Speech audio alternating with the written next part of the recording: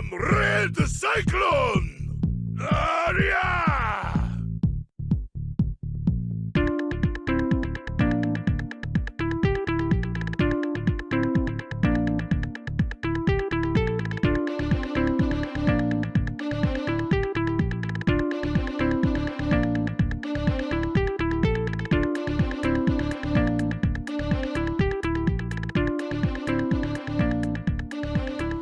Yes, sir. Yes, sir. Welcome to another episode of the It Gets Better Elsewhere podcast. I'm your host, Lee Beans, and I'm here with Merc with the mic. What is up? What is up? Chillin', Merc. How you doing? I'm good. I had a fun night yesterday. Went to Barcade. I'm not fully hungover, which is great. Good days. Yes, sir. Everything been good. Been a quiet week. Watched our movie that we had to do. I was very, very, very happy with this movie because I just love that movie. It's one of my favorites. But it's to each. I have like a personal thing to it. I got my Rocksteady Bebop in. That was exciting because that was after a year of pre-order. It finally came, and it's beautiful. Nice. So, describe them. Who made them? Where they come from? So I got the NECA cartoon line of Bebop and Rocksteady. Probably early. So I got a chance to pre-order it, and I was waiting for a whole year, and they finally sent it to me. Okay. So I'm just happy that I got it before the year end. They're fucking awesome. They're very good looking. I don't want to open them, but I want to open them, and I don't want to open them. So you should have got two. I should have got two. That's what you're supposed to. But they were limited to one a customer, so that was gonna be a bitch to get two. But really, they did it like that? Yeah. Okay. They've been doing it like that because they want rough. people to have a chance. But I'm very happy. It's in my hands and it's there. And I have a feeling like I there's a chance I could probably get Tommy because Tommy might line up try to get rid of his. I could probably just buy Tommy's because he has it too. But wait, he doesn't want them like that. He don't collect them like that though because he feels like it's just too much shit to keep up with, and his focus is on the Lightning collection. Now he's not wrong. Yeah, there is too much. There is way too much. And then Lightning Collection, they just announced the Pudgy the Pig. He comes in a lunchbox. So that was actually Does he cool. come with the sandwich? Yeah. Good. The sandwich. I'm gonna do a customized Jinkies. Oh, okay. I need to find a figure that I can make Jinkies with, chasing the sandwich. There's no Cleveland figures, are there? There is. Yeah, well, there you go. There you go. That might be the Jinkies figure. I'll just put a suit and tie on him. And put a little ball cap on him. There you go. We're making a custom Jinkies soon. It's Anyway, figure fate, yeah. man. Figure fate. Yeah, man. But yeah, I'm very happy with it. Yeah, the Pudgy the Pig looks pretty cool. It comes with a lunchbox and stuff. They announced that during the San Diego Comic-Con thing. They also announced that there's more to come. Like I think they have a little event next month, and they're gonna showcase a bit more stuff. Probably some of the stuff that They won't stop. It won't stop.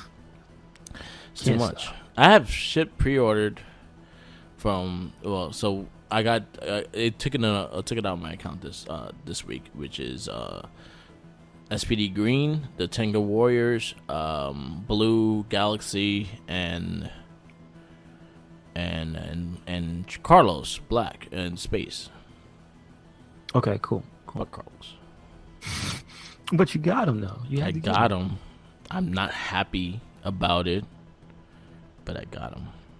There's some Rangers I'm just not happy to get them. I just gotta get them because to complete the collection. I'm just like, I hate you. Still no Turbo Blue, right? Space Blue's coming. Oh, okay. All right. I like TJ. Yeah, I would say that's not bad. There's no turbos yet. They have not done one. The only turbo figure they did was, well, technically it's not considered turbo. He's considered space because he was in an episode of Space. Is the Phantom Ranger they announced? But he was in turbo. So that's the first Turbo, but he's not considered Turbo, but that's the first Turbo Ranger. They have not done Turbo yet. They have not done any of them. Or the Alien Rangers. I'm surprised they didn't do yet. I would have figured that would have been a while ago. Right? They just milking Mighty Morphin so much. I mean, also especially because like they did Gold Ranger. Like, why not? Why didn't they do that? Yeah. They were in that whole saga before that. Yeah. When they turned to Zeo. You know what I'm saying? So much shit. I'm gonna be doing overtime like 3 days a week this month. Well, I see. But you got your goal in mind. You gonna get them figures. Yeah. You gonna get them. Because I have those are the ones. I think that's where I'm gonna debut the unboxing. On the YouTube channel is when those big ones come in, the green and red Ranger. Okay. Those are the ones I might like really try to make a nice video and actually post it on the YouTube and see where it does from there. Because I'm excited for those. Those are like $100 figures each. If I really like them, I may go and pre-order the Lord Draken and White Ranger. Okay, I did get to see that. And he's gonna get the same full treatment. Yeah. All right. But are they gonna do villains in that treatment? No. Because that's why not? Where's the Goldar? I heard it's only going to be the Rangers. Where's the Goldar? Where's the Lord Zed? What about a Rita Repulsa in that size? Like, you know that what would I've be been amazing. wanting in the Lightning Collection for the longest? We've been mentioning on the cast a lot. Rito. Oh yeah, I forgot you just Rito. reminded me he exists. Yeah. He was a badass in Kaku Ranger. What season? I mean, what series? In Kaku Ranger. And that's like the Sentai of the Ninja of Alien Rangers. Oh, okay. He's the main villain All in right. that, and he's pretty badass. Now wait a second. Was he not actually used in the Sentai in the American at all? In American, no, Rito? No, I mean not Rito. I mean not American. In the Japanese, was he not actually in the Sentai? Yeah, he was in Kaku Ranger. No, I mean because you know how we got him in what, season 3? Yeah. Or- He would be technically season 3. It was Kaku was technically season 3. Oh, it because that was the Alien Rangers. Oh, okay, I got you. Yeah. So he was the main villain for a while in the Kaku Ranger, and he was pretty badass in that one. Mm-hmm. Yeah. Was he silly like that? Or no, he was. He had like this like fucking like he did a heavy metal song to get into the fucking skeleton suit and shit. Excuse me, he was a human, and then he did this fucking skeleton, this guitar song that made him back into the skeleton form and shit. Wow. Okay. Scott Steiner not happy. Scott Steiner, he mad because Jordan Grace didn't pick him as her teammate. That's why he's here. Also, I think it was we were talking about Peter Cullen's birthday passed this last week. Yeah. Actually, Scott Steiner's I think was the day after, so Friday. And Triple H. Triple H was early in the week, yeah. Yes. And Ziggler. Oh, you know what? You know why I know that? Because of Matt Cardona. Yep. He took a jab at him, so. Yeah. And the Miz too. He had a picture of him sleeping in a pool with like beers in it. Yep. That was pretty funny. That's their buddies. But yeah. So yeah, you were talking about Peter Cullen's birthday. I happened to. So I was watching previews of the War for Cybertron Kingdom, which came out on Friday, and I was like, that's cool because they're bringing back Beast Wars into the series. So I was like, you know what? Let me give this shit. So I want to see how long the episodes were, and I saw there was only 6. It was like each one was 6 episodes. I was like, all right, I could do this. So I started watching Transformers: The War for Cybertron. I think the first one was Reign. The second one was Earth Rising, and the third one is right now is the Kingdom. And the first one kind of involves pretty much them trying to escape Cybertron while Megatron is trying to destroy all the Autobots and take over the Cybertron. To his knowledge, he's doing what Optimus Prime should have done, but Optimus Prime was chosen as the leader, and he's trying to save the rest of the Autobot race and be able to go like that. Second season, they go to Earth, same kind of shit, but Megatron is going after him because they all trying to find Allspark, and they all are hunting that down. The tri-head thing, the big head thing that had like multiple heads that turn around and talk to you. I believe so. Was it in Beast Wars? Yeah, and it was also in the original cartoon movie. See that I don't remember. Yeah. I don't even think I saw that movie. That was cool. You should definitely check that out.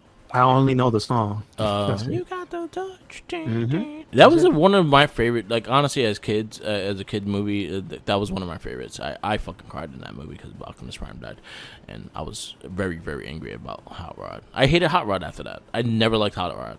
I thought it was all his fault. Okay. Hot Rod's It's like I only know Hot Rod and then Hot Rodimus or whatever. Rodimus Prime. That's like all I know is about that. Isn't Unicron in that movie too? Yep.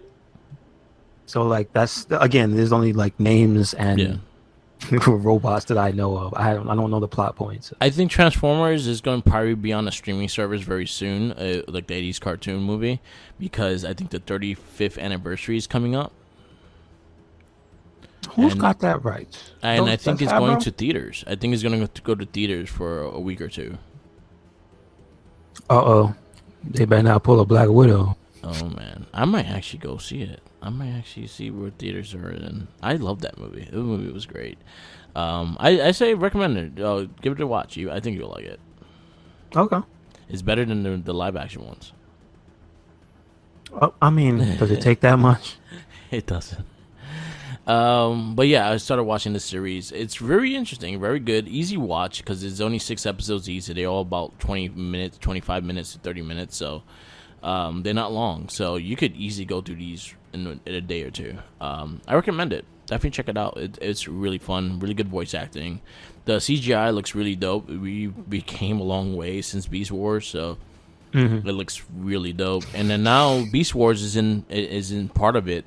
And it's getting very interesting. I just watched the first episode, so I don't know the reasoning of how they got there and shit like that. And they kind of explain it in the second episode, so I'm not there yet. So it's been cool though. It's cool seeing like Optimus Primal and Cheetor in their original forms and shit, and it looks pretty dope. I'm glad somebody is showing some acknowledgement to Beast Wars. I believe this is the first time it's come back in any type of official animation form, right? Yeah. It's a long time. Yeah. So, yeah, that's cool. Yeah, I was very happy with it. So this is now the second of like the childhood things coming back in the new form. Yeah. Last week we talked about He-Man. Yeah. And now this week we have some Transformers. Okay. Yeah, and then it get released this week, and it's an easy watch. I recommend it. If you get a chance, I'll say just take a look at it. I think you'll like it. All right, cool. You don't need to know like the past, a lot of the past and stuff like that. You just need to know like, okay, this happened, and they do a good job explaining it. Okay, good. Also, check out on Netflix. They actually have a myth and module. DeLorean. It's a documentary about the DeLorean creation. It was actually interesting. It's about the DeLorean in the movie, or you mean the actual car? Yeah, the actual car.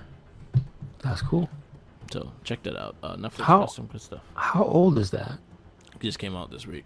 No, I mean, did they say how old is the design of that car? 81, 82. So that's what? About 39 4 years before? Yeah. No, like how many years before the movie? Like 4 or 5? About 4. 4. Okay. Gotcha. Yeah, it was cool. I definitely check those out. Yeah, so it's Transformers, War for Cybertron, and then the other 2 series is Rise of Rain and Earth Rising. Okay, good stuff. It was good. Really good stuff. What else? There's anything else I had? It didn't hit me over the head. I'm interested in it. Yeah. it came out of nowhere for me because I wasn't following anything in the Ghostbusters realm. But did you get to see the trailer for Afterlife? Afterlife, no.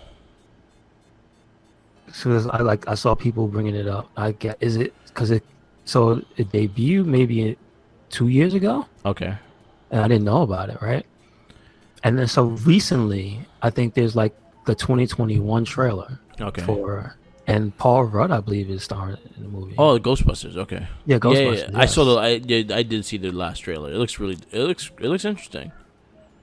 Yeah, that's what I'm saying. Like this one, remember the other one before they beat you over the head with the advertising, and there was people that was upset. But this one is like, again, I wasn't following anything, but this one definitely was not being like thrown all over your face and beating you over the head. Yeah. But it has had its trailers, and this next one, it's had a different style. It looks more grounded. Yeah. It looks like it's gonna be good too. Like I actually very interested in see where they go with this movie. Mm-hmm. What was the other thing? Oh, did you see the gameplay of the game called Stray? The one with the little black cat. The little cat, yeah. I'm really excited for that game. I think it debuted at E3 of this year or something. There was an event. Okay, it was last year. Yeah. So there was an event that showed that, and it was in like a showcase, and it just popped up and was like, oh, that's cool. Yeah, they showed a gameplay trailer recently, a couple days ago, and it looks really cool. It looks like a kind of like a little Nightmares kind of style gameplay. Oh yeah, okay. But you have like a little computer on your back on your cat that helps you open doors and things like that. Mm-hmm. Mm-hmm. Looks really interesting. Check it out. Check out that little trailer. I'm actually excited for that. Me being a cat owner, and you hear Loki all the time, so. See, I didn't even know who was making it either. Nah, it's an indie studio. I was looking them up. They don't have a lot under their belt, but it is B12. Yeah. Blue 12. I believe they're a French studio because I hear the guy. Yes. Or maybe it's published by Ubi. Nah, I think it's Sony. No, I guess they're just a French team. Okay. Yeah. But it looks cool. Definitely check that out. I'm excited for that. I think it's early 2022. I think it's coming out.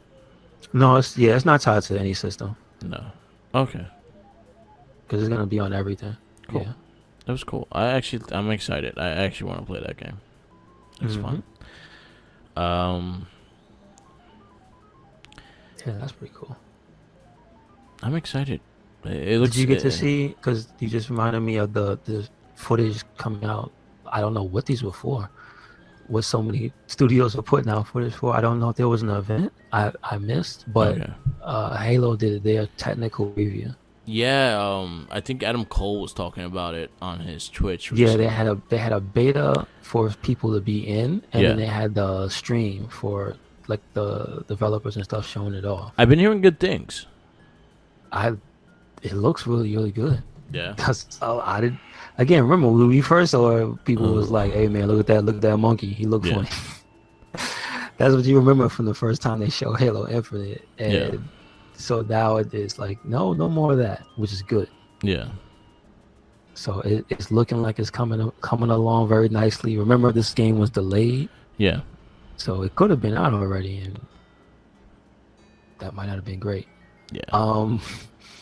So I like that they're really showing off the multiplayer because that was the deal. Yeah, that's what took off for Halo. And selling point, yeah. I've seen people who have played it, but referring to that latest, I guess is a beta test or what have you, right? Yeah. They're saying it feels like a balance between 5 and 2, which 2 I know because I played, which is like generally accepted as like the first one to pop off with the multiplayer because it was the first one that had it online, right? Yeah. But 5 I don't know. So do you have any experience with Halo 5? I thought 5 just had too much shit going on, and I did not care for it. I did play it. I didn't have the best experience with it. I think my high point of playing Halo was maybe Halo 3. Okay. And 2, I kind of drifted off after 2 because then they started adding the flight and the wall walking and all this other shit that I just like. Can I just shoot and run? Okay. Shoot, run, jump. That's all I need to do. I don't want to fucking backflip on walls and running on like I can't like once you start adding all that shit, you make me lose interest. But I did like the. I hope it's good. Like I hope I'm actually looking into getting a Series X, so maybe around September, October, I'll probably start looking for one. Because what they've been doing with the Game Pass, I'm just like, I might just fuck it. Why don't you just save the money and get a PC, man? Because I don't. If I had PC space, I probably would. You know, Get a laptop, but it's not the same. then the new. I'm about to say the new crop of stuff is actually like not those bulky, intimidating, loud, hot, Yeah. almost money in the bank size briefcase. Yeah. PC, gaming PC they used to be. So Yeah. If Just saying. because I'm like there's a big chance maybe in the next year or so I might be trying to move. So if I do get a bigger place and actually be able to do something, a setup and stuff like that, then I'll go more looking into it. But now, like the Xbox, I can just take it out, put it in right behind the TV, and I'm good to go. Gotcha. Yeah, and I do have I think I have $100 gift card from Best Buy. I'm just So, saying. hopefully. I'm this one and the things that it's doing. Yeah, Specifically, like some of the stuff they showed off, which I thought was cool, yeah, is the customization to the controls and stuff. cool. I like that more companies are upfront about accessibility, Yeah, because I think after Last of Us 2 show go all the way in, and it doesn't have to affect the games, right? It just gets more people to play if you Yeah. do that. I think more companies need to get on the bandwagon and start letting you just go crazy. Yeah, I 'Cause agree with sometimes your hands can't do what they keep trying to program your hands to do. yeah, Because maybe you're more comfortable with some weird configuration. yeah. I used to change up the Halo controller when I played.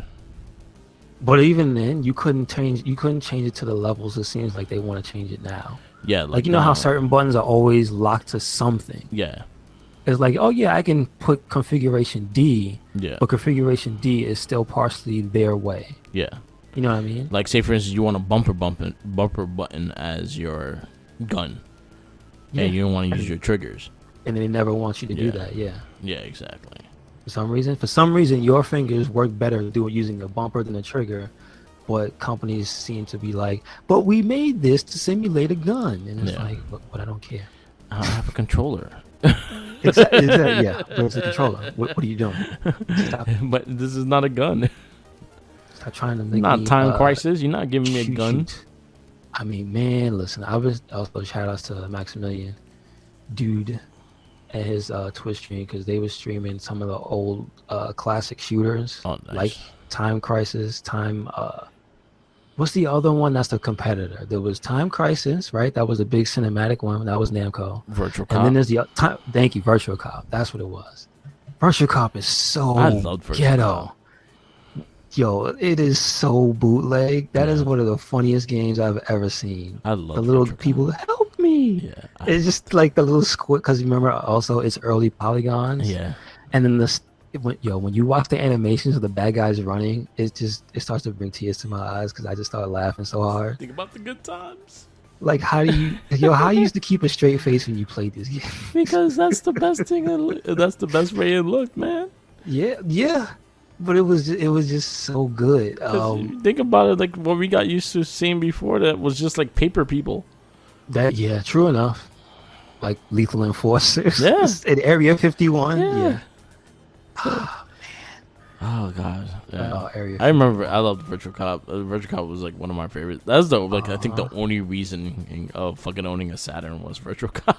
Yo, did you ever play the Dreamcast version? It was good. Because Yeah. my friend had they made a special version for Saturn. For Scott Steiner doesn't like Time Cops. He doesn't like Time Crisis or Virtual Cop. How dare he? He's an asshole. Scott Steiner gotta stop interrupting because he's an asshole. I don't like. I bet you he likes Time Cop with Jean-Claude Van Damme though. I bet he does. We'll have him. And he probably likes the game, which is horrible. Probably likes the Street Fighter movie game too. I mean, don't talk about that. That's pretty good. You ever played Captain Sawada? Oh God, it's. We played it yesterday in the arcade. It's fucking bad. Did you? Yeah, it's there. They have it. Wow. Okay. Yeah. That's pretty good. The arcade version is the one that's wacky. Yeah. It's the one that has the crazy combos if you know about them. Yeah. The home version toned it down. Yeah, so. it's a really weird game. It's a very weird game. Yeah. Freaking Akuma running around in the background like he's crazy. Oh, it's stupid. It's stupid. But anyway, in reference to the light gun shooters, they were talking about just why there are almost none, and that had me thinking like, yeah, there are none. Yeah. There's so many first person shooters. Yeah. We were talking about Halo getting a new release, right? But that's not the only new first person shooter. I'm sure there's another Battlefield coming, and we obviously know there's going to be a Call of Duty either next year or something like that, right? So, but where are the light gun games? Yeah. Where are the games and where are the peripherals? PS5 does not have light gun games, does it? No. Yeah. Xbox Series X, no light gun games. PC, probably no light gun games. I mean, but you could. I don't think the like with the new screens you do the light gun. They need a new technology to do the light gun. No, you could see that was the thing people were saying about the Wii. Yeah. But the Wii solved the problem by actually having the hardware that you could set up the little thing. That's sensor. You had the little sensor. Are there advances? That the Wii was what 10, almost 12 years ago. Yeah. Now tell me, Merc, do you really believe that there are no upgrades in sensor technology that you can't just have a cordless bar? Come on. Yeah, I guess. You don't have to have that thing with that little tiny string. The Wii U had it too. Yeah. I had it, right? But come on.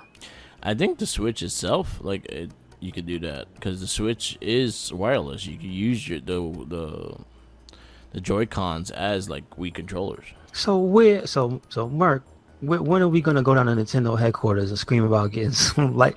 Oh wait, let me ask you: are there any light gun peripherals for the controller for the Switch? Because there's nothing you could play it on, right? There's no game you would maybe that cardboard shit that came out. The Labo. Yeah. I doubt it. I don't know. Damn. I don't know.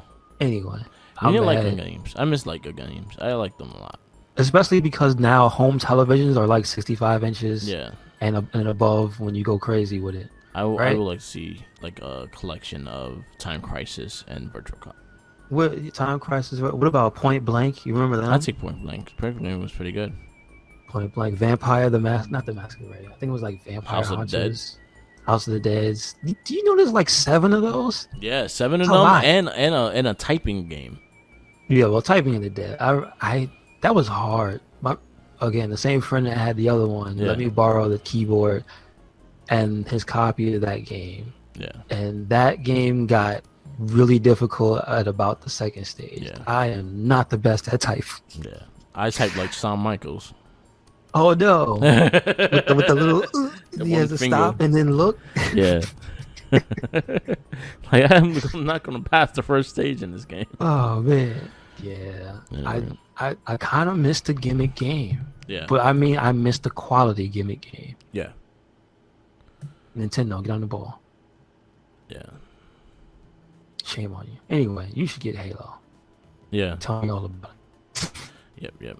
When you get the Series X, tell me about Halo. Yeah. Halo's going. I'm excited for Halo. It's looking real good. I liked Halo, so. It's looking good. Anything else? Oh well, I think Activision is on fire. Activision Blizzard is on fire because there's a huge lawsuit because of the culture of the company is under fire. There's people, mostly women, who are airing their grievances. So, yeah, man. When you read the lawsuit, it sounds like some pretty like heinous stuff was going on around there. They call it bro culture. I don't exactly know what that really means. Yeah. I am not a bro. I've never been one. It's so like a frat house culture. Frat. kind of Okay. shit. Okay. Got you. I never ended up in that environment, so I don't really know. I Yeah, just me know either. by hearing the words. You know what I'm saying? Yeah, Like, I'm not one of those kind of. I'm not a follower. Straight up, like I'm not a person to go into a frat house. Like, oh, you're gonna have to get paddled. Like I swear to God, you paddle me, I will shove that shit far up your ass. Like you ain't so touching me. Like I never got into that. When I went to college and shit like that, I had no interest in any of that shit.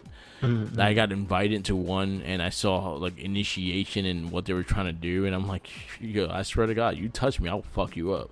that ain't going down. That was my mentality. You touch me, I hurt you. Don't do that shit to me, you know. But yeah, So, yeah. it's frat house, like a frat house fucking thing, and that's not cool. And then also, yo, I hope they all get punished for that shit because it's bullshit.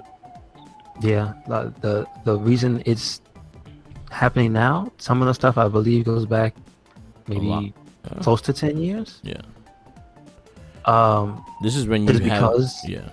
no, I was gonna say the reason it's just taking so long to come out is because there's nothing to protect the people. Yeah, because Because they probably when the they speak HRs are with them.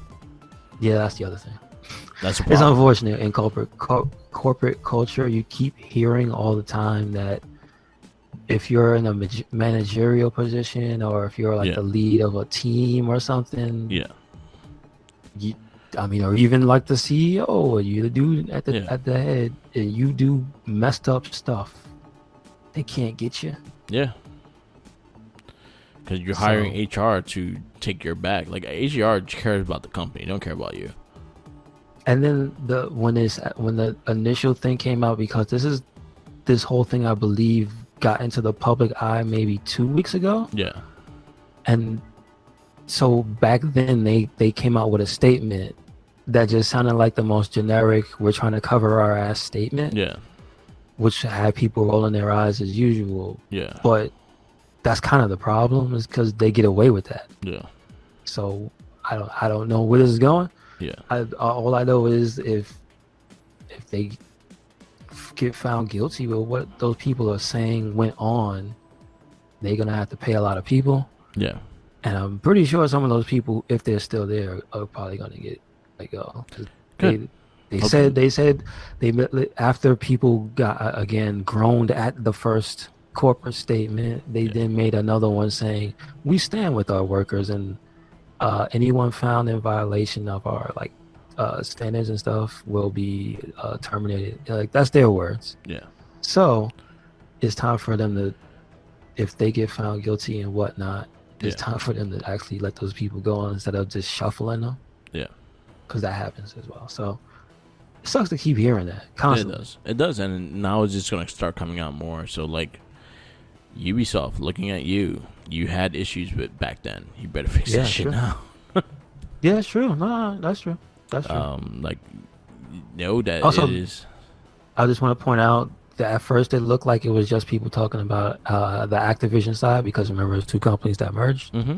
Turns out the Blizzard side has some pretty raunchy, bad stuff. There was a dude that was a head of a team, I believe. And Yeah. he had something called the Bill Cosby Suite. Oh, That was after Cosby had first got some allegations in like 2013 or something like Yeah. that. So they were trying to be all, again, broy, where you say controversial things and be like, we're just joking, dude. And it's like, it's crazy. There's a picture out there of those dudes, yeah, I saw with the fucking high Bill profile Cosby. guys, with the picture.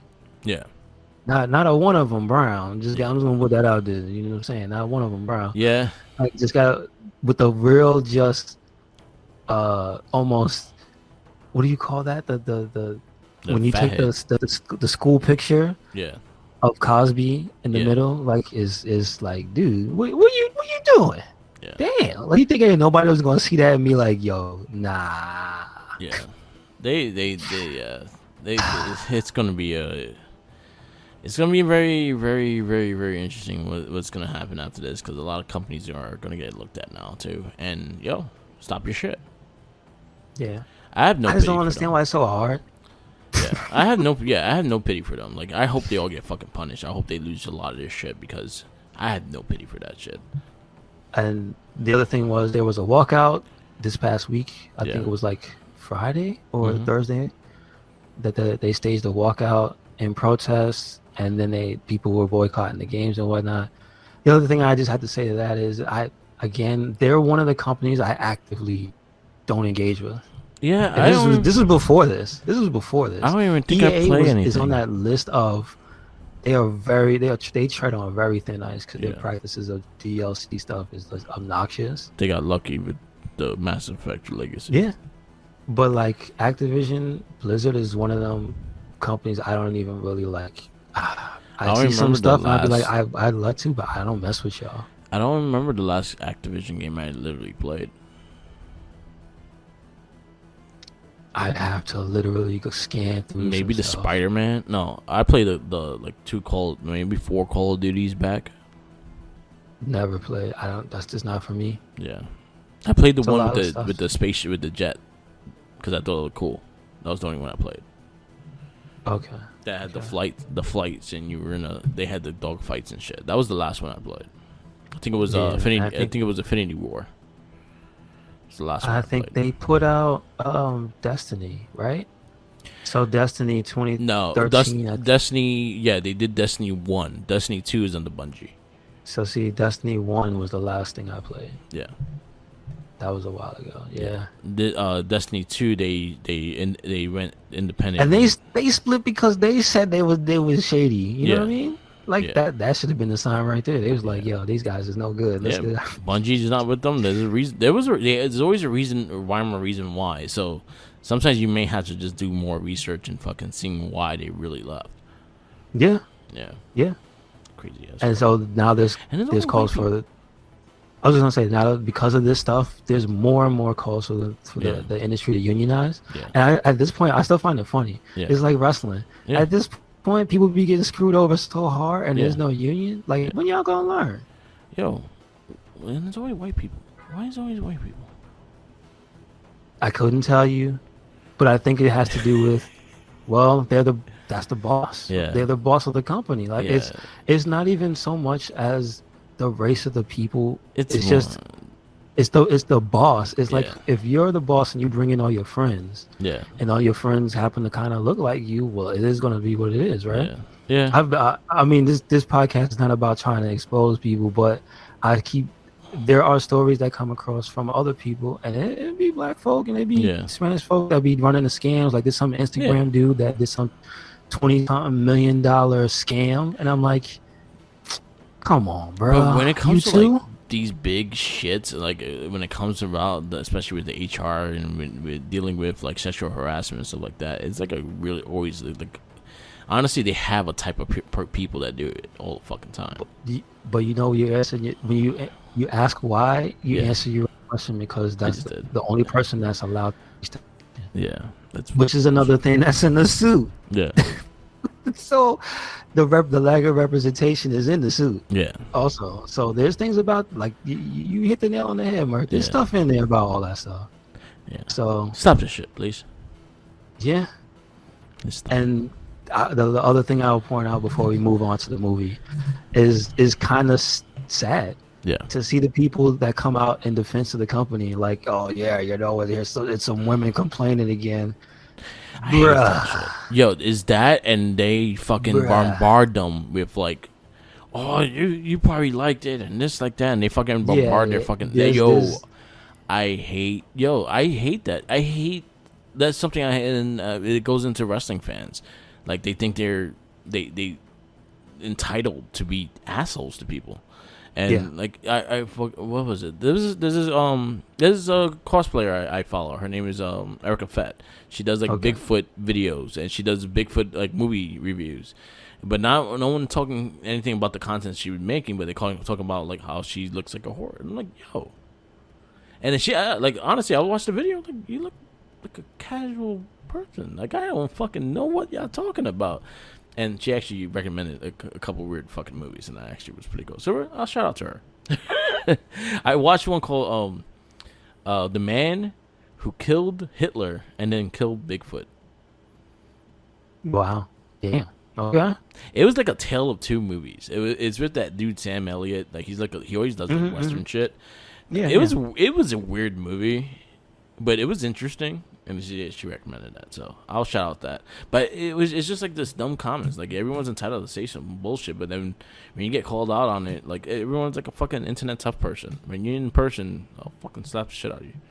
Yeah, it is. It is. Yeah. I wish again. I that bring shit, it back to Clerks. Yeah. To Clerks 2, I think it was. How many At the people end, want to kick some ass? I loved. That's one of my favorite scenes in any movie ever. When they just take the book, just the phone book, and go around, and just slap everybody in the face. Yeah. Are you so and so? Did you say that Jay is this, and this, and you would kick his ass if you saw him in person? Yeah. Poof. Yeah, I feel like sometimes like wrestlers deserve to do that because the amount of nice things people get is probably equally to the amount of the bad things people get, and it's really fucked up that way. Mm-hmm. It should be a better percentage of good things than bad. There's that. Yeah, that's true. That is true. And it's ridiculous sometimes. And then, I may not be a fan.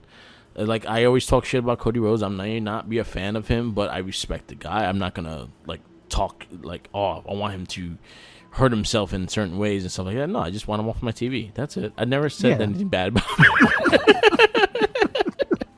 This is true. But I also defend him, and if he does something good, I will say it. We just want Malachi Black to kick his head off. I just want him to kick his head off. That's it. But that's in the match. We oh my god, we didn't talk about that in the last show. Yeah. Damn. that was the best part. I forgot, Merc. I'm saying it on this cast. Yeah. I have to give AEW Dynamite an S because Malachi Black kicked him in the face from the front. He was having an interview and he got kicked in the face from the front. It was unbelievable. How did you stand there and let a man kick you in the face like that? I don't know, but it looks so good though. And then Fuego got fucking knocked the fuck out. Whoa. I love Fuego, but that fade to black kick is like the way he does it is fucking beautiful. Yes, it is. Yes, it is. Anyway, so I'm gonna just hire Malachi Black to just go around and just kick people in the face. Yeah, you know what? If we could only do that, just hire him to kick so-called fans in the face. Please, yeah, let's do just that. Just the people that make the community negative. Just kick them in the face. Yeah, pretty much. Fucking assholes. And you get a kick to the face. Yes. Yep. And I'll record it and then I'll send it to their mother. This is what you kid deserved. I'm sorry. Mm-hmm. Yeah, just send them the spreadsheet. Do better. The spreadsheet tweets harassing this person, and then you'd be like, oh yeah, that's what they said they was going to do. Yeah. And so we sent Malachi Black to his residence. Yep. He'll be... Yeah, that's going to be our job for RedCycloneInc. We're going to hire Malachi Black to go around and kick negative people in the face. I'm going to see if I can get a little picture of him this week. Yeah. Little Malachi Black. put him in the corner. Yeah. He's gonna be our unsponsored sponsor. Yeah, unsponsored sponsor. Malachi Black kicking Cody in the face. Yes. Yep. Yes. So, with that said, we should go to this week's The Verdict. The comic book and superhero movies of 2 decades. We are still in 1994 with The Crow. Yes, sir. I have a lot of personal feelings for this movie, so I'm going to try to keep that aside beyond what I know this movie is. But I love this movie. It's probably one of my favorites. I've never seen this in theaters. I remember actually going to theaters to see this with my mom. But I remember the reports of Brendan Lee passing away and things like that, which kind of made the movie more like sad in a way because the dude passed before the movie actually came out in theaters. Mm-hmm. And he was supposed to go like superstar after this. Like he was supposed to be in The Matrix and things like that. That was like the early casting of Matrix. Brendan Lee was supposed to be in it and things like that. So it's a lot of like things like that. That's just like, damn, that what could have been. True. That's very true. So we got the dates and stuff. Is this is I'll tell you right now. This is rated R first. It came out May 13th, 1994. It was a small budget movie. It was like $23 million movie. And it grossed more. It's on hour 42, so it's not that long. No, it's not that long. I think if I had to be honest, I maybe could shave maybe 10 minutes or maybe like 10 to 12 minutes off the movie, just because towards like after he captures like by the first person, the movie kind of drags. But regardless, Yeah. it's still reviewed well. Like, No, surprisingly, I think this is one of the highest review movies we've had so far. Maybe like RoboCop, Turtles, but like Batman, Superman 2. I think Superman 2, Batman. Like the big names were up there, but like this is like 7.6 and a 71 on a Metascore. So it's like people like this movie. Yeah, it has Like, a cult following. It has a big cult following. The comic book has a big cult following as well. Which the writer James O'Barr also wrote the script for the movie, and he did the comic book as well. All right, so good. So there you get some credibility. Yeah.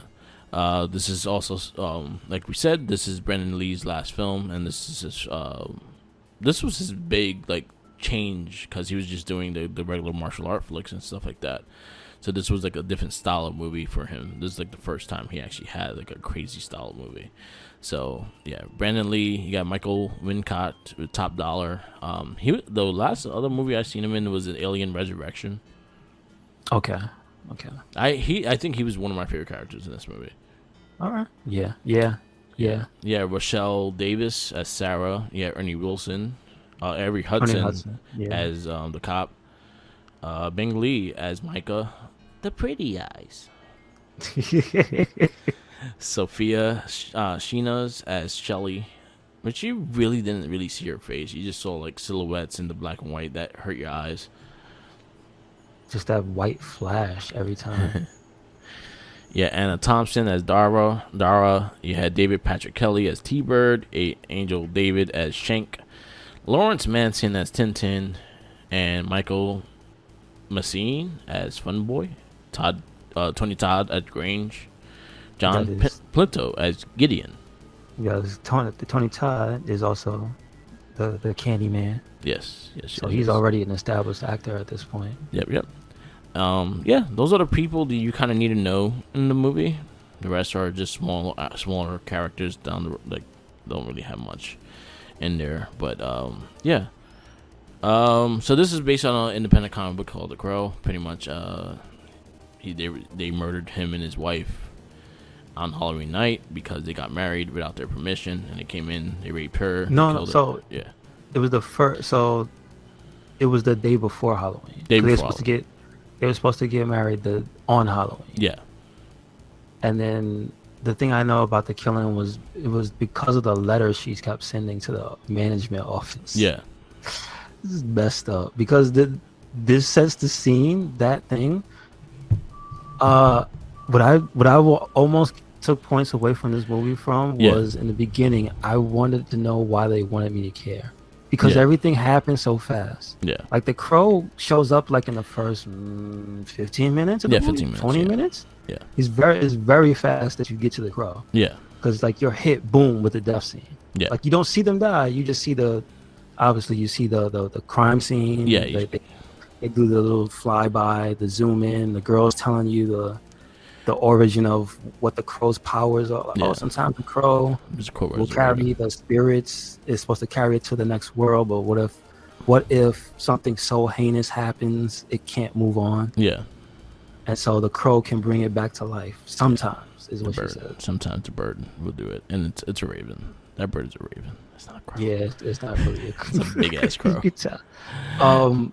I mean, they can be pretty big, but that's a different bird. I liked. I just liked the way this story brought the character and just brought him back.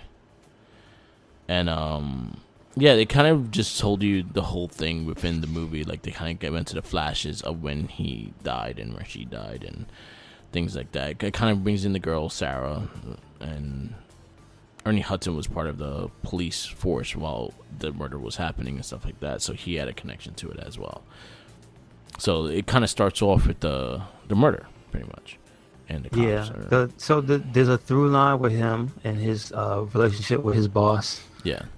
From that point, in the beginning of the movie, I think he's a detective, and he gets bussed down to beat cop. Yeah. Because his commanding officer is like extremely controlling. Yeah. And so the simple fact that they tried to move the body to save her Yeah.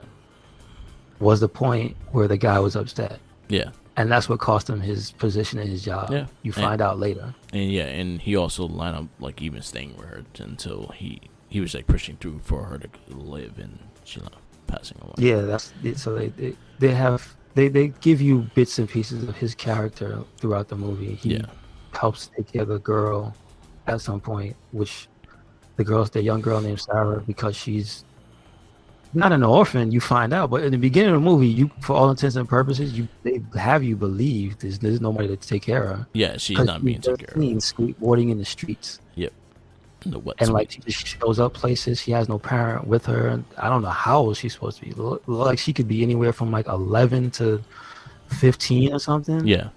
You know what I mean? At that point, you don't need parental guidance to go places, but in that city, you might wanna. Shoot, I thought at some point she was gonna pull out a gun because that city is rough. Yeah, that city. Yeah, I think that was a character of his own. Was the city. Mm-hmm. Like the other thing was the fires. Yeah. And that was like you learn more as you go along that the fires were started by the crime boss to intimidate, and then it turned into something that people started imitating. Yeah. But from the beginning of the movie, you're given with this thing like, oh, the fires rage on the Devil's Night. Yeah. So like it the less you know, that's kind of one thing I give the movie credit for, because I was like I said, I was gonna take points away. Yeah. But the movie actually tells the story in reverse. Yeah. Like it slowly, and then again, not even that slowly, but as you're watching the movie, it's not leaving holes. It's filling in all the holes, but it's hitting you in the face up front with the things that are making you go, "What the hell? Yeah. What the hell? What's happening? Why? What?" And then as you watch the movie, it's literally telling you what happened. Yeah. Because the crow himself starts to give you information. Yeah. Every time he touches someone, you get the flashes. Yeah. And as well as his own. Yeah. So like when he pretty much comes out the grave, he kind of walks back to the house in the rain, and then climbs in the window, which I'm surprised like that Mark, shit was abandoned like a whole year. Mark, you know what his walking in the rain reminded me of? It reminded me of damn it, what's his name? There's so many man movies we watched. The heroes, something. Yeah. Not Blank Man. The guy that Liam Neeson. Darkman. Remember when Darkman first got out of the explosion and was walking in the unbelievable rain? Yeah. That's what this reminded me. Yeah, this was like raining all the fucking time, like, and then all these guys are wearing leather, like in the rain, like it might just smell like a dead cow. Dude. What the fuck? Well, maybe it don't smell too bad. Wet leather should stink. They're always washed. Yeah. Wet leather stinks though. Does it? Yeah. I mean, after years and years of getting rain, because apparently that's another part of the lore is that it's always raining. But the crow says not the crow, Eric Draven, which is you learn his real name as they go along. Eric Draven says to the girl Sarah that it can't rain forever. So that's like. It's a part of this. Is a part of the cities again. Why it's like such a character. Yeah. I don't even know what they say on what coast or wherever they are either. Yeah. They're in California. It's supposed to be say that? I say Seattle, but I think it's supposed to be California. Because I can't tell. It just looks like a shanty. California don't rain like that. Seattle does. No. Yeah. So I'll say Seattle. But anyway. It's all beat up and dilapidated. So. Yeah. So you pretty much start seeing what the crow does, and kind of like you see the crow, the actual bird, like fly around and like start looking at things and things like that. And Eric Draven is able to see it within his eyes, what the bird sees. Pretty much goes to the house, looks up pictures and looks like starts touching things and getting flashbacks throughout the whole movie.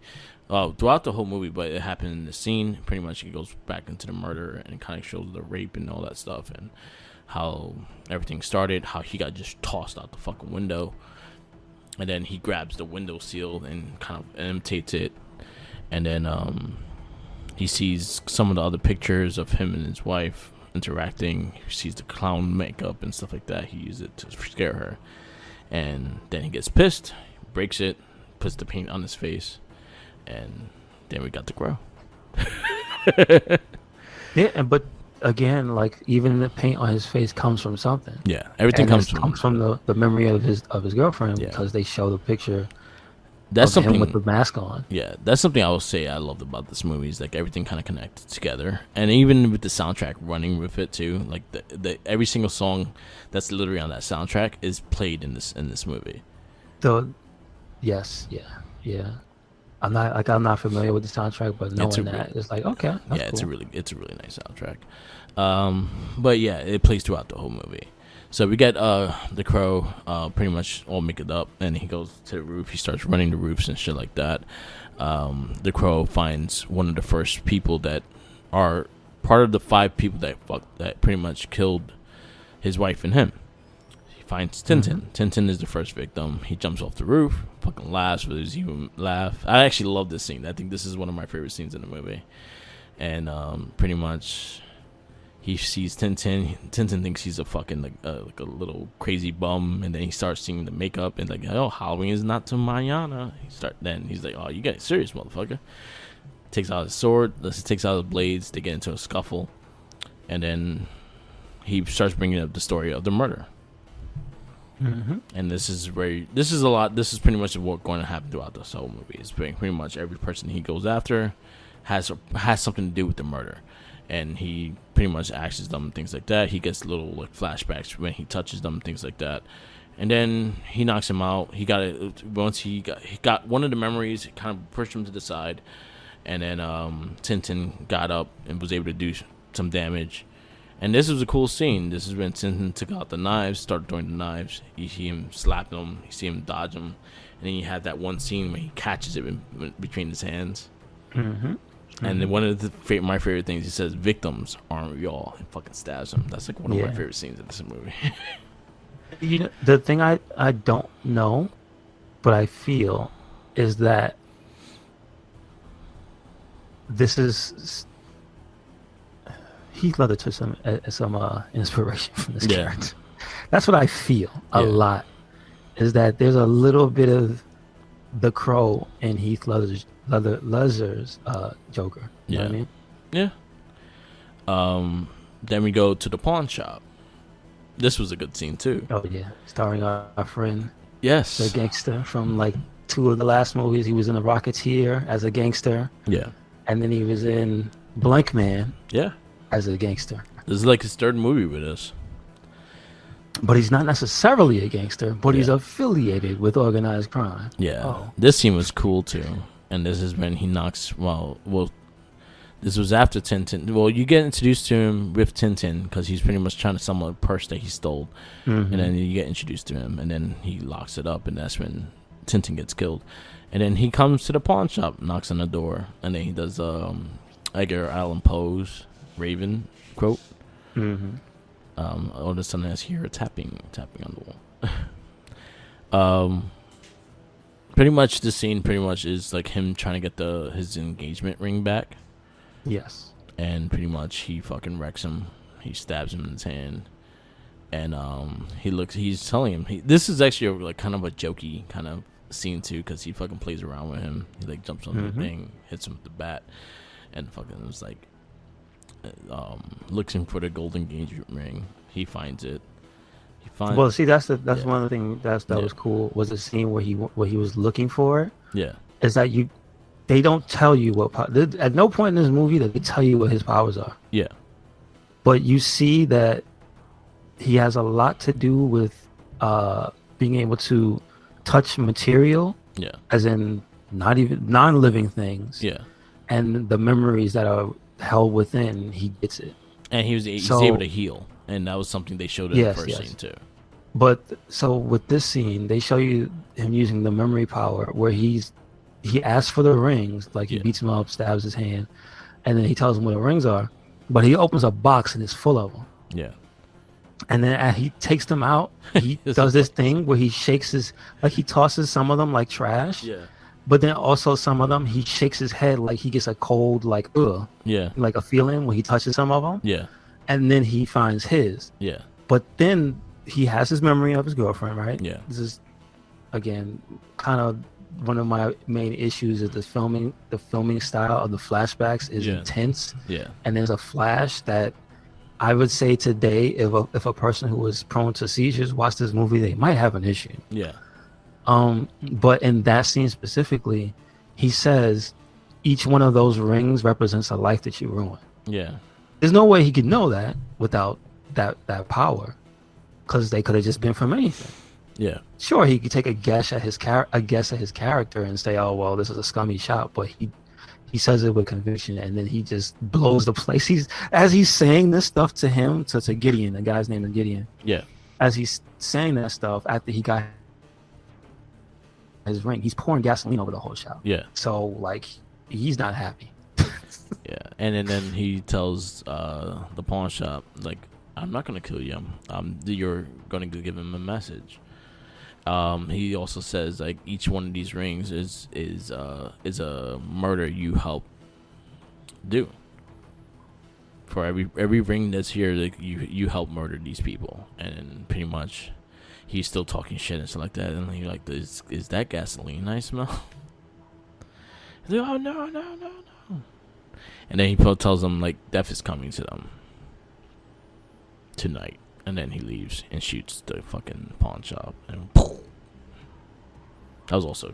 I also liked it when he said, "Oh, he had a friend a friend named Tintin used to play with knives, like jacket." I didn't know. He said it to the cop. Oh yeah. Yeah, he said it to the cop. So he met him outside. Yeah. That was actually a cool scene too. And that was the first interaction between him and Ernie Hudson's character. And he told him to. He's like, "Don't move." He's like, "I thought cops told me to freeze." I said, "I'm the cops." I could keep going into the fucking movies, but is there? But yeah. That he's pretty much telling him that, death is coming to them. They just don't know it yet. So, again, this is what the pattern we're gonna get to. We're gonna get to each character and each person that had involved with the rape and death of his wife and him. He goes after Fun Boy next. This is also a very eerie scene too, because this is the filming of when he died. Well, not technically he filmed dying, but this is like one of the things that they were rehearsing, that they shot the bullet and killed him. It was for this scene when he touches the gun with his hand. Mm-hmm. That's the scene that does it. This one was pretty much Fun Boy. Fun Boy was funny because he fucking shot it. I mean, he hit the gun off his hand. He's like, "Look what you did to my sheets." Yeah, and then he passed out. But yeah, throughout this movie, you're gonna get a lot of this stuff. And again, I like the way they just told the story and how simple it was. It was not overstaying. It all had sense to make sense to build into what led towards the main boss, which was Top Dollar. Which is a hilarious name. Top Dollar. And he was a great character too. Yeah, he was very charismatic and funny. Yeah. I don't know why he looked like a musketeer at the end. He had a cabinet full of swords. He pulled out a rapier and he stabs Gideon in the throat, and he won't die. He takes the other guy's gun and shoots him. Yeah. Like he's nuts. Then he's got Bai Ling as his concubine. But he calls her sister, but I guess that's his partner in crime because they kill a girl when you first see him. She was naked in the bed, and she goes, "Is she sleep?" Bai Ling asks if she's sleeping, and she just pulls her arm, and her head just turns slowly because she's dead. And then Bai Ling goes, and this is her line for the movie. "Oh, I like her eyes. They're so pretty." And she pulls a knife, and you find out later she took them eyes. So. Yeah, and they snorted coke while tasting the eyeball. Yeah, while tasting eyeball smoke, which was weird. They were smoking eyeballs. Yeah, this was like a definition of what a cult classic is. Like this is like, it has this following. It has that gothic feel. This could be like something of a Tim Burton-ish kind of thing, but it's a bit more darker. I actually was a big fan of the comics, so I was actually like, I think they did a really good job in representing that first comic that they did with this, and probably one of the better ones of the just comic book to movie adaptations. I had a villain that pretty much made you laugh, and he was just fucking crazy he was as crazy as the Crow was throughout this movie. But I really enjoyed it. It's one of my favorites. I have a heart for this movie, but I do see I could see the flaws in it. But you know what makes this movie even better? When you watch the TV show redo this movie, and it's fucking terrible. Oh, okay. I didn't even know that was a thing. Mark Discasio. It was like called The Crow. Really? The Crow Stairway to Heaven. It was the TV series. What year is that? I will say early 2000s. Oh, that's recent. Jeez. Yeah, Wow. Mark Discasio played Eric Draven, and it was it was just it probably lasted maybe one season, and they re-adapt the original movie in such a fucking terrible way, and it's just really bad because again, this is the style of the movies, like grunge and like early 90s hair, like grunge metal and things like that. Like that was the style of this movie.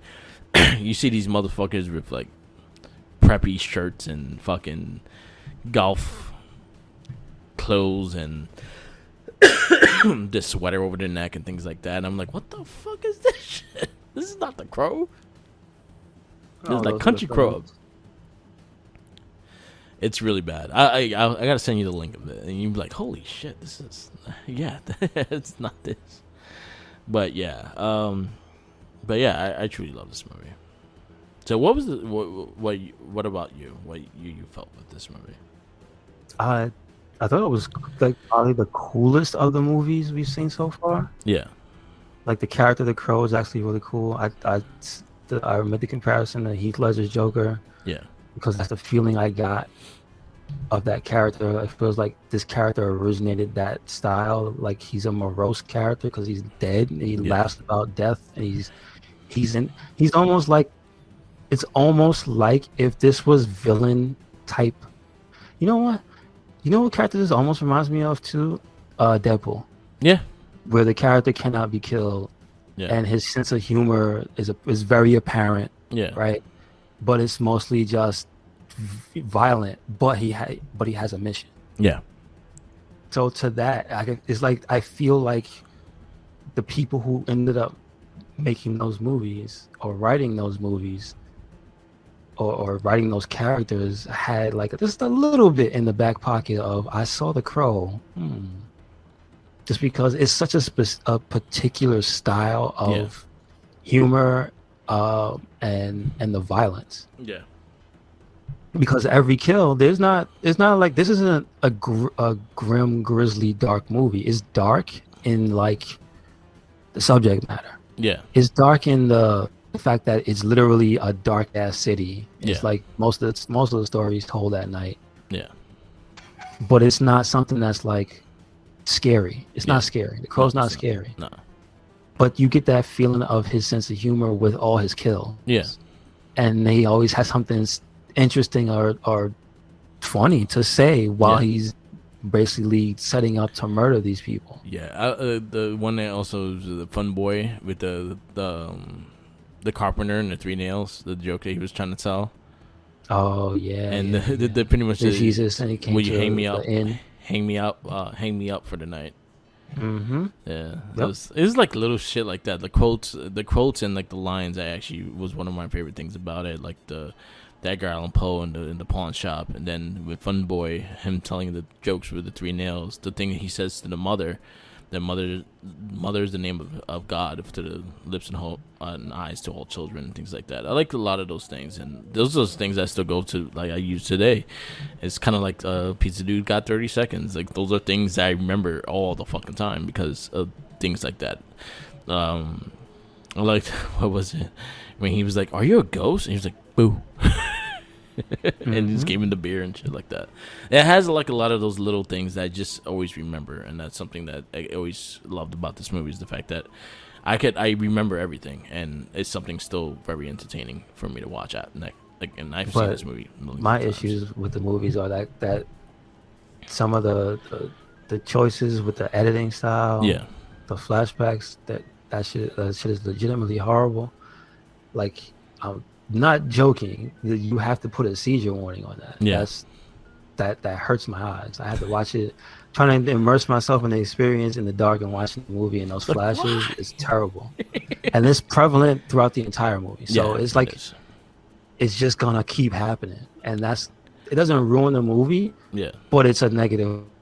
Other thing, I don't hold it too much against the movie, but it's apparent is not everybody's a good actor. Yeah. When you get to certain parts, some people are just stilted, specifically at the action scene with the gunplay. Yeah. Though when he goes towards the end, when the boss has the cool speech in front of all those people, he's like, if you just want greed as your thing, that's for amateurs. Yeah. We want chaos. We want to rule everything. And then he comes in and he says something quirky, and then just everybody else sucks. Yeah. Everybody else that's not a major player in that movie sucks. There's a guy shooting a gun. Yeah. When they're shooting guns at him, it's like, oh, this is 90s gunplay. This is like straight up stormtroopers trying to shoot somebody. Yes, it's not good. It's just like there's one guy that I just call him out. It's a white dude with a scully. Yeah. And he's just like point blank squeezing. Yeah. And the dude has no emotion on his face because he's not an actor. This is like his first gig. It's just like, damn, that made it to the movie. Yeah. You can see his whole ass face for one frame. And I'm like, it's just it's not too much of that, thankfully. You know who? But there's a few of those. You know who was my favorite actor in this fucking movie? The dude that plays Skank. Yeah, he's pretty. He was like the most believable character in this movie. Yeah. Yeah, like, how do you feel? I feel like a worm in a big fucking. A fish and a worm in a big fucking. Yeah. He's really good. Like that's what I mean. Like he was the most believable character. The good in the movie outweighs the bad because like it's too much other stuff. Just like the way he recites poetry, which also ties into the fact that the guy. Eric Draven is a musician, and musicians would know poetry because they have to recite their own songs. So of course you could have a good memory, and you would never. I mean, we don't know, but that must be one of the things that inspired Eric Draven to write his lyrics and whatnot. You know, I don't know that, right? And then also, but it seems plausible because most of one of the things I really feel like they did a good job of. It's like the Crow's not very talkative. It's not like he doesn't say anything. Yeah. But, he's not like walking around just in the shadows. He says things, and what he does say, it just really gives you a sense of the guy's personality. You get the sense that he's a lighthearted person. Yeah. But he likes his poetry. He likes his black leather. Yes. He loves his cat. His cat. He visits the cat in his basically his bat cave, right? His old destroyed home. Yeah, like they just left the cat all there. Messed up. The cat's been there for a whole year. You find out it's a year later, but I guess you cats are resourceful. I don't know who, because see, the movie doesn't give you any insight onto who's been feeding the cat for the year because even the little girl says, "I thought you were dead." Yeah. The cats are very resourceful, though, so that's the reason why I never passed it. The cats are very resourceful. But I'm cats just saying, are more resourceful. That cat should be dirty. It should be dirty. A white ass cat in a dirty ass building. Then that cat probably murdered people. Maybe. He was like, I was just cleaning myself. I had blood all over me. So, but that's the pluses for this movie. Like how far outweighs the bad. So yeah. Like as far as score wise, I would give it a 4. 4? Okay. Mm-hmm. So your 4s are 9 and 10. Superman, Dick Tracy, and Flash Gordon. Is gonna go between that or over? No. I would like to put this over Flash Gordon. Okay. I would like to put this over Dick Tracy. And Superman over the Crow. Superman 1? Yeah. No. I really like Superman 1. Okay, so the Crow hits number 10 for you. Okay. All right.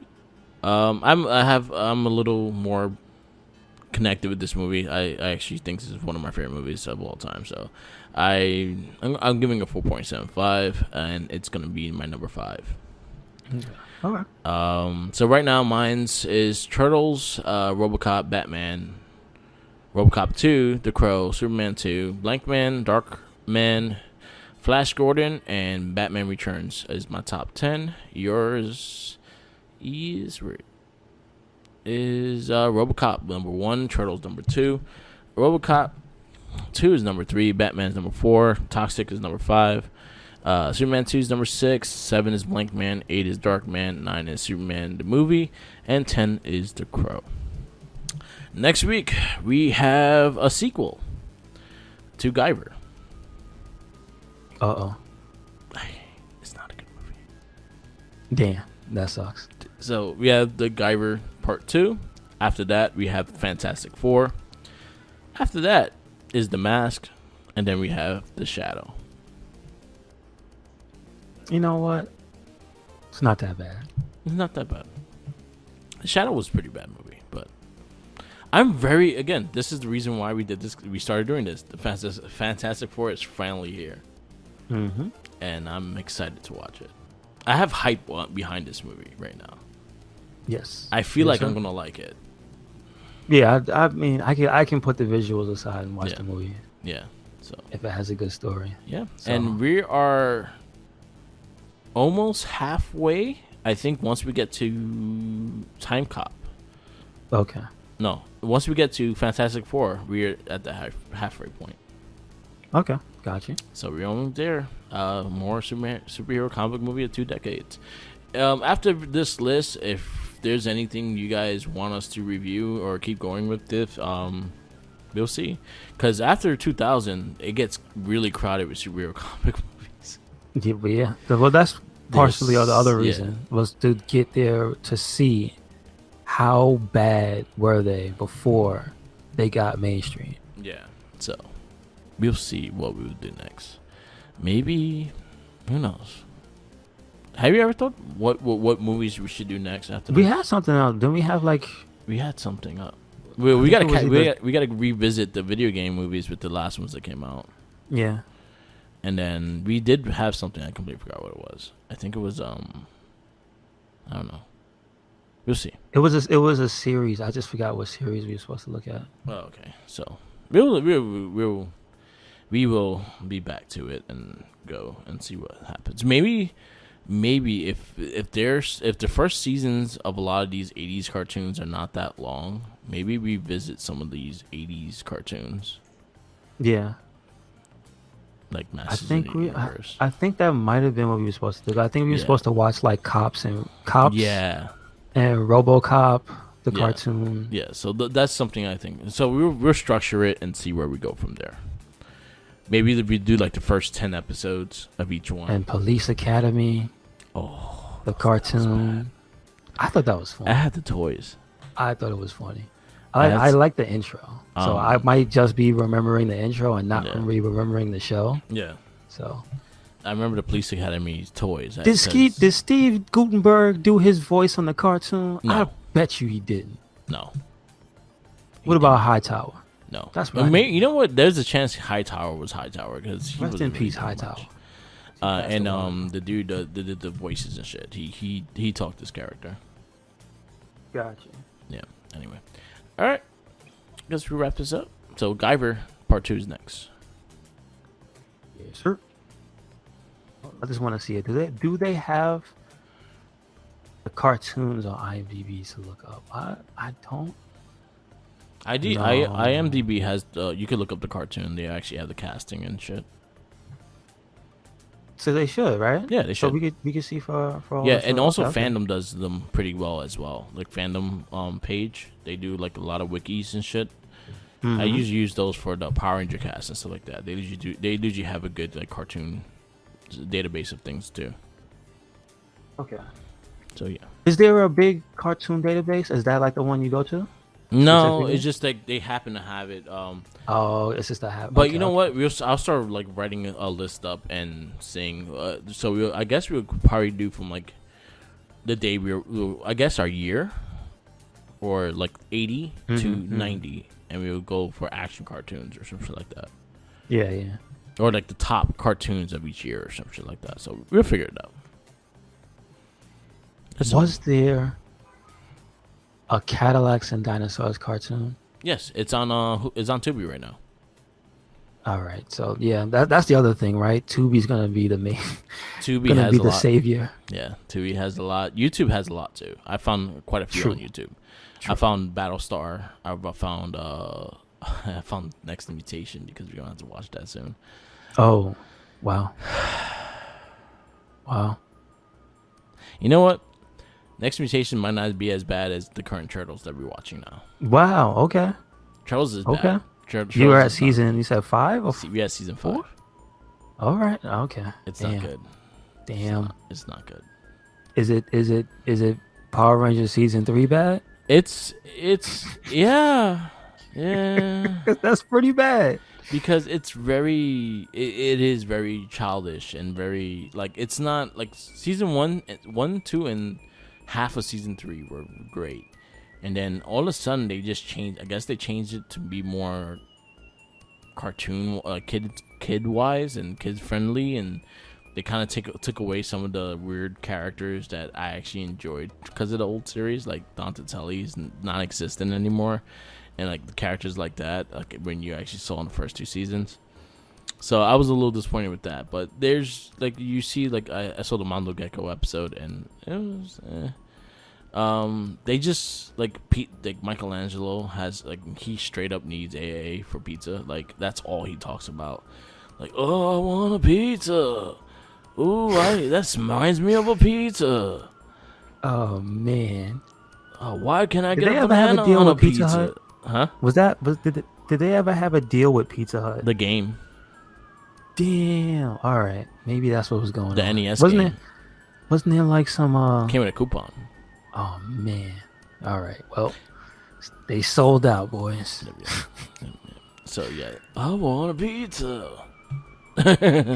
Michelangelo has, I swear to God, he's a crackhead for pizza. Like he's straight up like, terrible. If he doesn't have pizza, like I think he'll go through withdrawals and then turn on the Turtles for a piece of cheese. That should have been a story. They told him no, and he just snapped. It gets really bad though. Like I have, honestly, I have all the seasons on my Amazon. So if you're ever interested, I'll just give you my Amazon name and you can watch it. It's on my Amazon Prime. Gotcha. Because we've been buying the seasons because we can't get them. Oh, gotcha. So Understood. me and Tommy go half and half and been buying seasons. Understood. Okay, that's cool. I'm making him buy the bad Power Rangers seasons. All right. So Tommy's gonna buy Operation Overdrive and Mystic Force. Damn. That's all. I refuse to pay for them shits. Yeah, I don't let you pay for those. Mystic Force, the reputation per season, it is not good. You know what's funny though? I'm very, very interested in the Sensei's though. Okay. Yeah. I'm very interested in the Sensei's. I'm very I think this is the season that I'm very excited to rewatch SPD because of what I find I think it's one of my favorites, and I think I fight with this Space and this and Space as my top Power Ranger series. Okay. And every time I watch SPD, I like it more, and then every time I watch Space, there's things I like less. So it's always like a fight between those two. Okay, understood. Yeah. But SPD, Avery's next. Anyway, yeah, check out the MorphinCast. We got some more MorphinCast coming, so definitely check that out. Yes, sir. So I guess we wrapped it up. Yes, sir. Thank you for listening to another episode of the It Gets Better, I Swear podcast. Make sure you check us out anywhere and everywhere. RedCycloneInc. That is Twitter, Tumblr, and Instagram. That is YouTube. That is also SoundCloud. That is also Spotify. And that is also WordPress. So check it out. Yep. Where you at, Merc? Follow me on Instagram, Tumblr, Twitter, YouTube, SoundCloud, and Twitch. All Mark with the mic. Follow our easiest way to get our podcast on Spotify. RedCycloneInc on Spotify. Get all our casts on there. from the MorphinCast to Not the Wrestling Babble to Get Spread Out Spread podcast to Shell Shock, Not a Trekking, and the Gamer Rage podcast. We did record new episodes, so you start seeing them again monthly, but they're going to be coming out extra every week, so definitely check those out. We recorded for the Gamer Rage and the MorphinCast yesterday, so they'll be coming soon. Follow the Jinkies. Make sure you follow him anywhere and everywhere there are sandwiches. Yes. Because he may be found there. You shouldn't be having them. I will start making a custom Jinkies figure before the pig monster comes out. Nice. So 3D anyone has a battle Cleveland Brown figure, let me know.